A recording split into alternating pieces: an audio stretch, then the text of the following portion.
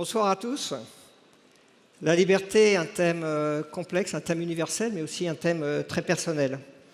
En parler face à vous ce soir, c'est un véritable défi pour mon premier passage au Bang. Par quel bout prendre le sujet? De quelle liberté parle-t-on? Quelles sont les clés de la liberté? C'est ce que je vais essayer d'exprimer ce soir. Alors je trouve que c'est un thème un peu provocateur, notamment en ces temps de Covid, où la liberté est quand même beaucoup rognée, où on est mis un peu dans une bulle sanitaire. C'est également provocateur dans un monde qui me semble de plus en plus contrôlé et réglementé. Et à l'ère du digital et de la communication instantanée, c'est également provocateur parce qu'on peut avoir le sentiment d'être de plus en plus en liberté surveillée. Mais dans un monde qui n'a jamais été autant sous contrainte, la liberté, est-ce qu'on doit finalement la définir comme l'absence de contraintes ou plutôt comme notre capacité, nous, vous, dans la salle, à transcender ces contraintes et à les contourner? Pour prendre un exemple que j'aime bien, qui est un petit peu extrême, qui peut dire que Nelson Mandela, qui a passé 27 années de son existence en prison, n'était pas fondamentalement un homme libre? Ça nous ramène à la liberté de penser, à la force des convictions, à la fidélité sans compromission, à nos idées, à vos idées. Et en fait, ma conception de la liberté, c'est celle du marin, celle du musicien, la liberté des grands espaces et des défis personnels. Et ce n'est pas un hasard si deux des voies de mécénat qu'a choisi mon entreprise, l'entreprise que je dirige, Arkema, ce sont justement la voile et la musique. Mais ce n'est pas tant la liberté personnelle qui m'intéresse ce soir qu'une liberté qui soit plus collective, celle du chef d'orchestre que je ne suis pas, mais surtout celle du chef d'entreprise que je suis. Et pour moi, la liberté, ce n'est pas seulement la liberté que vous vous construisez, c'est vraiment la liberté que vous octroyez aux autres. La vraie liberté n'est pas égoïste. La liberté collective, elle, est bien plus exigeante, car elle rime avec respect, elle rime avec générosité, elle nécessite d'adhérer.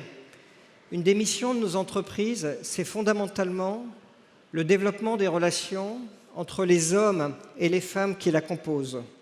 Cet engagement se fonde sur la responsabilisation et donc, nous, notre capacité à donner des espaces de liberté à nos collaborateurs. Ça s'appelle la confiance.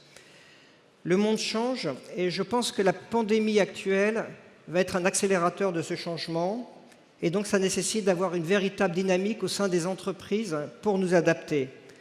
Et ça passe par libérer les énergies et libérer les talents. C'est une condition aujourd'hui essentielle de la performance d'un entrepreneur, c'est notre défi à tous. La liberté du dirigeant, donc, elle est au service du collectif et elle est au service des parties prenantes. Chez Arkema, par notre histoire, nous avons une conscience aiguë de ce que signifie le mot liberté. Arkema, c'est d'abord une histoire de liberté. Le groupe a été introduit en bourse en 2006 par voie de spin-off. Ça veut dire qu'en quelques secondes, nous sommes passés d'une société qui était 100% à l'intérieur du groupe Total à une société qui était 100% flottante, cotée, avec des milliers d'actionnaires. C'était donc déjà une respiration, une forme de liberté de quitter un grand groupe comme Total pour prendre le large. Aujourd'hui, Arkema, et j'en suis fier, c'est vraiment un des grands succès de l'industrie française. Mais au départ, sachez-le, peu de personnes croyaient à sa réussite. Beaucoup étaient convaincus que nous allions être mangés tout crus. Nous sommes partis d'une page blanche et nous avons une chance extraordinaire, c'est celle de pouvoir créer ex nihilo un groupe et de pouvoir mener pendant toutes ces années la stratégie exacte que nous voulions mener. Très vite, notre défi, ça a été de préserver notre indépendance. La liberté n'est jamais acquise pour toujours, surtout lorsqu'on est une société cotée, c'est-à-dire une société en liberté surveillée. Cette liberté, elle repose entièrement sur la confiance des actionnaires. Donc la clé de cette confiance, c'est quoi? C'est la création de valeur et c'est la performance. En 15 ans, nous avons eu la chance de voir notre cours de bourse multiplié par 5 et notre rentabilité multipliée également par 5. Pour y arriver, nous avons embarqué dès le départ nos 20 000 salariés sur une vision très claire de l'entreprise, celle que nous voulions créer, et également sur des valeurs de solidarité, de responsabilité. Et pour moi, les valeurs d'une entreprise, c'est absolument fondamental puisque c'est un point fixe dans une société, dans un monde qui est de plus en plus en perte de certaines valeurs. Enfin, la liberté d'Arkema, c'est aussi celle des grands espaces. La chimie, c'est la mère de toutes les industries.